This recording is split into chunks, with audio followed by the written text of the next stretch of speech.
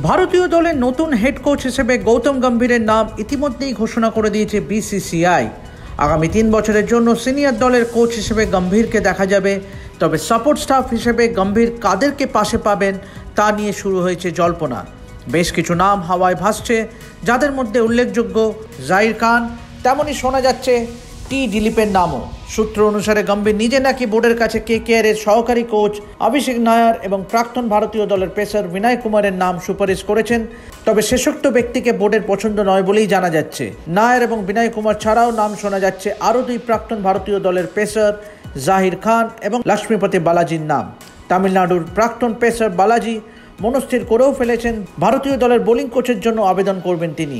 এদিকে fielding coach হিসেবে শোনা যাচ্ছে টি দিলীপের নাম। প্রসঙ্গত টি দিলীপ গত কয়েক বছর ভারতীয় দলের সঙ্গে যুক্ত ছিলেন ফিল্ডিং কোচ হিসেবে। তবে আরও একটি টার্ম টি দিলীপের থাকার সম্ভাবনা তৈরি হয়েছে। এদিকে সদ্য ভারতীয় দলকে বিদায় জানানো কোচ রাহুল দ্রাবিড় এক বড় সিদ্ধান্ত নিয়েছেন যে দলের বাকি কোচিং স্টাফদের সমান পুরস্কার অর্থই তিনি নেবেন। বোর্ডের তরফে দেওয়া বাড়তি পুরস্কার তিনি গ্রহণ করবেন না।